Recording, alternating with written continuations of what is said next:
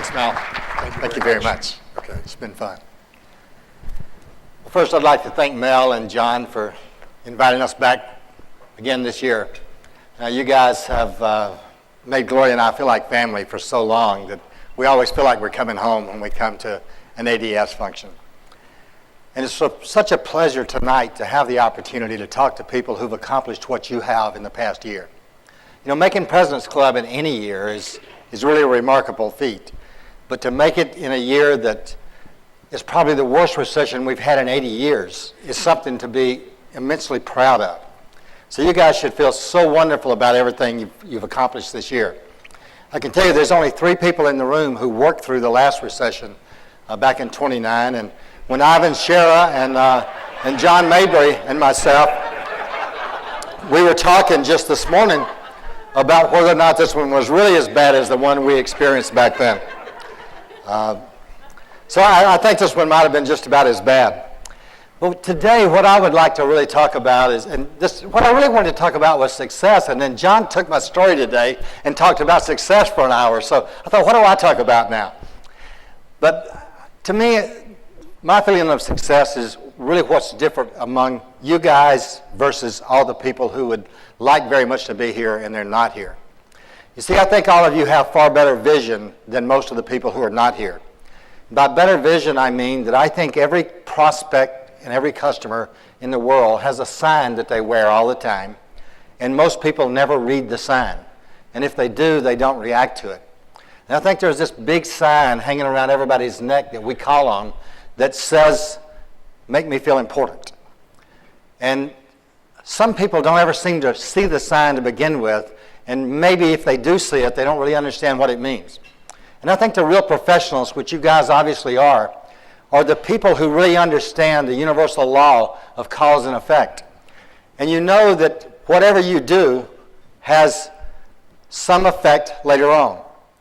And I think you know that when you see that sign hanging around somebody's neck that says, "Make me feel important," I think you know full well that whatever action you take that day will have some effect later. Whether that effect is a positive effect or a negative effect is entirely up to you. It's obvious that you people have learned to do that very, very well. So today, my real goal today is to challenge you to make sure other people learn to do that as well as you do. You know, as you get close to the end of your career, you're going to find that the things that really, really matter is not how much money you made. I mean, all of us in this room are going to have done pretty well. I mean, you're not going to have any paupers hanging out in the President's Club. So everybody's going to have done pretty well, but you know what's going to feel better than anything else in the world?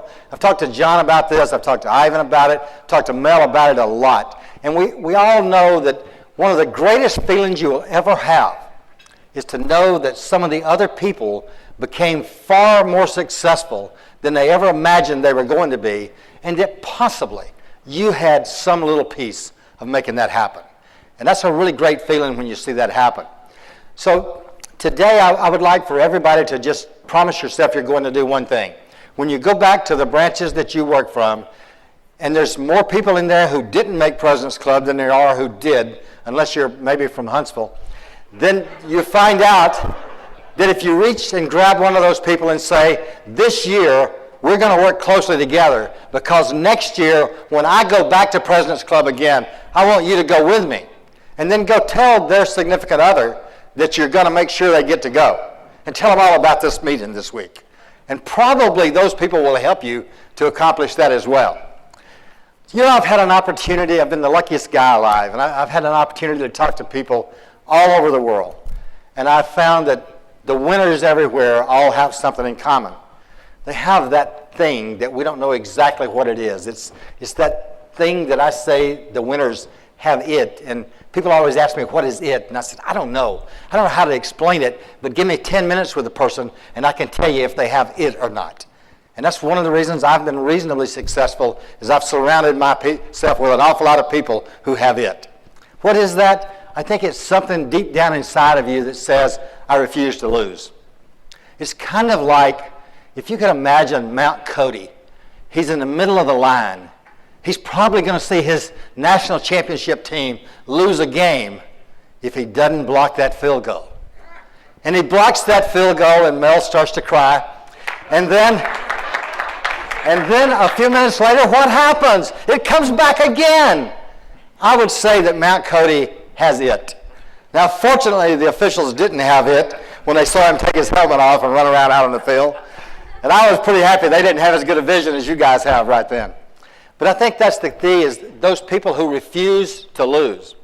And I think the big difference is the winners, I think it all starts with a belief deep inside of you.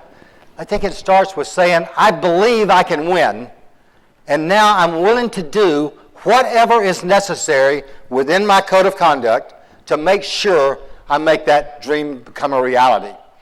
And if we believe that strong enough, it will happen. One of the other things I believe that all the winners have in common is they have a unique ability. They have the ability to tell the ADS story in such a way that everybody gets excited about it.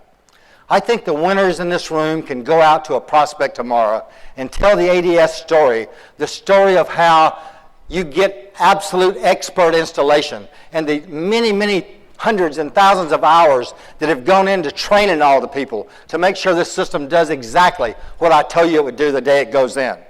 To talk about the expert service after the sale. Regardless what we install for you, sooner or later you're going to have a problem. Now, it may be a customer calls problem, but there's going to be a problem sooner or later. What's that service department going to be like? It's going to be the best there is anywhere. Who's going to monitor your system?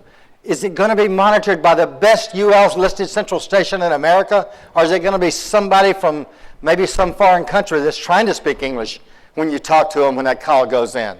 What's going to happen when other changes need to be made? What about the product selection committee? They sell that story that says we have a product selection committee that makes absolutely sure we select the absolute best product available anywhere in the security industry. And that's what we're bringing to you. And all of this backed by the absolute strongest, best management team in the industry anywhere. Now, I believe you guys know how to tell that story. And I believe you can tell that story to the point that the prospects and the customers you deal with start to believe in that story. Because you see, I think the easiest thing in the world about business is the actual close of an order. Because it really becomes a formality if you have simply convinced other people to see it the way you see it. So if you tell that ADS story with lots of passion, lots of enthusiasm, and know that you really and truly believe it yourself, these people will become customers. But not only will they become a customer today, they're customers for life. When they move to a new house, they don't even question whether or not they should call you. They just call you. They get another ADS system. So I think when we do those things, I think what happens is we no longer are concerned about any of the competitors anywhere. I'm probably more free to talk about any competitor today than I've ever been before. So what kind of initials they have or anything else probably doesn't matter. Because our goal is not to beat the competitors anymore. Our goal is not to be better than one of those competitors. Our goal is to make them totally irrelevant so that nobody even thinks about them anymore. Because if they're in one of your cities and they want security, it's all about ADS. That's all there is. So I think that's really what happens is we learn to tell that story. You see, I think, and some of my Honeywell friends will shoot me for saying this, but I believe there are no best products. There are really no best companies. There are no best anything except the perception in the minds of the people we're trying to persuade. And that perception becomes a reality. So if we learn to tell the story properly, and we learn to really understand our prospects' needs, we can really learn to walk in their shoes and help them make this decision together. The perception becomes whatever we want it to become. And if we are able to convince people to see the future the same way we see the future. So what's the future? What is there an advantage? Why is it an advantage to do business with ADS versus brand whomever? Why is it an advantage? You all know what that advantage is. Do the rookies that you just hired really understand that advantage? Or they just kind of needed a job, so they're working for a little while? Can you really help those guys to understand what is the future like if you choose ADS over what is the future like if you choose, I don't know, Joe Schmo's Alarm Company, who just opened up that probably won't be around next year? If you take out any yellow pages anywhere in the world, you look at them and there's how many alarm companies are there? There's lots. I don't know how many there are in Chattanooga, but I bet there's a lot of them. And I'll bet 50% of those won't be in there next year, but there'll be another 50% who replace them. Don't you think you're doing a terrible injustice if you let somebody do business with one of those people? Unless you're planning on buying them. Then you want to build it up a little bit, I guess. So that, to me, is the whole essence of what makes us really successful, is learning to tell the story of why ADS is absolutely the better choice than the next best alternative by a long ways. You know, not every company can really do that with a straight face. You guys can really do that with a straight face. You do have world-class leadership, and it should be very easy to sell that story. So let's talk about a couple other things that make a difference between the people who win and the people who don't.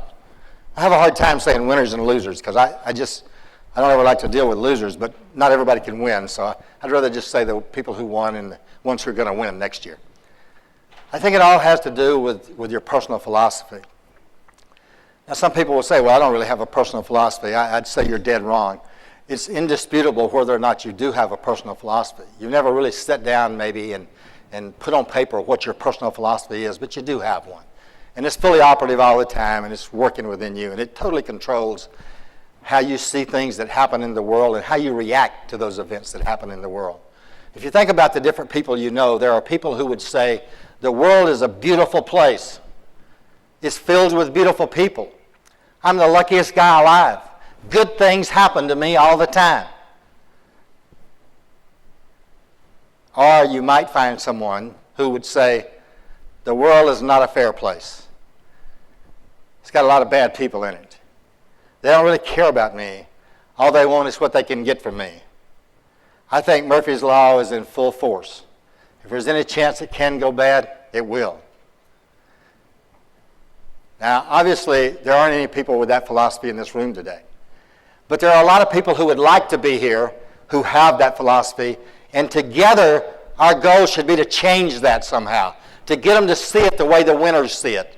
Because if we can get them to see it the way we see it, it's the same thing as trying to convert that prospect into a customer, so that we have a customer partner for life if we do it the right way. I can just imagine a situation that describes the difference between the winner and the one who wanted to win. And, you know, Gloria and I have a little horse farm, and we don't know a thing in the world about horses. We go out there and horses don't do anything we tell them to do. My son walks up, talks to them, and they seem to understand what he says. We never did, but they seem to understand what he says. And they just do whatever he tells them to do.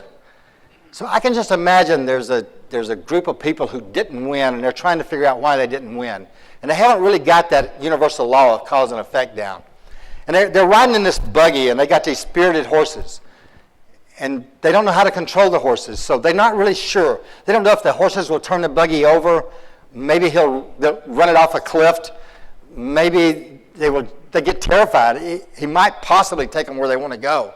But not having any ability to control those horses, kind of like I wouldn't, and not having any ability to get the horses to do what they want them to do, they're terrified. They don't know what to do next.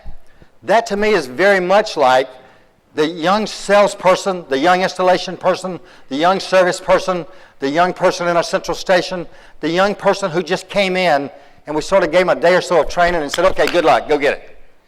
Well, we taught them what they absolutely had to know, but did we really show them how to win? That's the big key, is did we really show them how to win? I think if you guys were in that buggy, you'd be totally relaxed and wouldn't be worried about a thing, because you would know how to control the horses, you would know how to give them the right commands, and you would know that they'll take you wherever you want to go. So it wouldn't be a problem at all. And to me, that's the same thing as doing our job. You're going to win again next year. I have no doubt about that. Why is that? You now know exactly how to do it. You did it. Some of you have been doing it every year. So you know you're going to win again next year unless one thing is true. Unless you forget that universal law of cause and effect, and as a result you decide that now we're really, really good, we know how to do it, and so we don't have to do quite as many things this coming year to cause that effect that we'd like to see. And that effect we'd like to see is to be at President's Club again next February. I assume everybody would like to be back. Is that true? Would you? Oh, okay. So the truth is, if you really know how to do it, and obviously you must, I mean, is there anybody in here who feels like you just were given this because you were good looking or cute or handsome or somebody just really liked you a lot or somebody else didn't want to come so they set you in their place? Did anybody feel that way? I didn't think so. You felt like you deserved it, didn't you? You deserved it, you worked hard for it, you worked smart for it, you did all the right things. So now, knowing all of that is true, what possible reason can you think of for not being a repeat winner next year? Couldn't be bad economic times, because I don't think they're going to be any worse than they were this year. It couldn't be that your leadership let you down, because that's never going to happen with this business. I can't think of any reason not to come back next year, except somewhere inside of you, you decided, I don't have to do all that stuff anymore. I'm really good now, so I don't have to work as hard. I don't have to be quite as dedicated. I just have to kind of show up. People love doing business with me, and they love having me at this meeting, so I'm sure I'll be there. That is a major risk, isn't it? Do you know any people who were here last year that are not here this year? Do you think maybe those people are less talented this year than they were last year? Do you think maybe those people just decided, that's a boring weekend, I don't want to go back there and do that again. I'd rather be out knocking on doors or fishing wire or trying to solve some Central Station problem. Why would I want to go hang out at some fancy hotel and eat like a king? Why would I want to do that? Do you think any of that happened? I doubt it. So it seems like it had to come down to one simple thing. We just simply didn't do the things that we all know how to do to get there, and there's only one person in the world that can control that, isn't there? And that's us. So let me tell you once again what I started off by telling you. The easiest way in the world to make absolutely sure you don't let that happen to you is by going back to your branch, take the weakest, newest person in your branch, grab them by the hand and say, I'm going back to President's Club and I want you to go with me. I'm going to show you how to do it. Because you know what happens then? Now you can't slack off. You got someone counting on you. You got someone dependent on you. You're going to make them successful, and along the way, you're going to make yourself even more successful, and you'll all be back again next year. I think those things are really, really important, because I think winning once, okay, anybody could do that. Winning twice, maybe. Some of the people in this room have won for as many years as I've been coming, and I've been here a long time. And I'm so incredibly impressed with that, it's unbelievable. I think there's a couple of things we all need to think about as we someday get a little bit older and someday decide to move out of the business that we're in. In my case, I've just entered the last year of the security industry that's been very, very good to me. I've been doing this for 35 years. I've loved every minute of it. And now, as I look back, I have to think, what was it all about? So I've had two things that I've tried to live my life by in this business. Well, really overall. I've always felt like that it's really, really important that what you leave behind is more important than what you take with you. Now, what does that mean? To me, what that means is you've had an opportunity to influence an awful lot of lives throughout your career. We all have. We can choose to influence them very well and help people to become a lot more successful. Or we can say, hey man, I'm here to get myself taken care of. I'm here to make a living. What that guy does or doesn't do, I don't get paid for that. So I'm not in management. I don't get paid for that. And the key word there is, you may not be in management, but there's a huge difference between management and leadership. I don't think anybody wants a manager. They all want leaders. Leadership is a big thing, so you can do that. So I think that's how you determine at the end of the career, did you leave something more behind than you took with you? Hopefully you took a pot of gold with you, and that's a good thing. But you know, that stuff, it molds, I've been told. And so, but that fact, if you left some people behind who are going to do it even better than you did, that's a big thing. So at the end, I'd like to share with you what my personal philosophy is. And I've tried to run a business this way. I try to live my life this way. I believe there's three choices in life we have, and only three choices. I think we can choose to wish things were the way they used to be. Not likely to happen. We can choose to wish things any way we think they should be. Again, not likely. Or we can accept the reality of the day and have the courage to make that reality the very best we're capable of making it. I think only the third choice matters, but it only works if you do have the courage to realize there are things you can't control. Forget those things. You've got to have the courage to know what you can control and do everything within your power, within your code of ethics, to improve those things. You've got to have the wisdom to know the difference. If you do those things and you do those things well, you can't fail.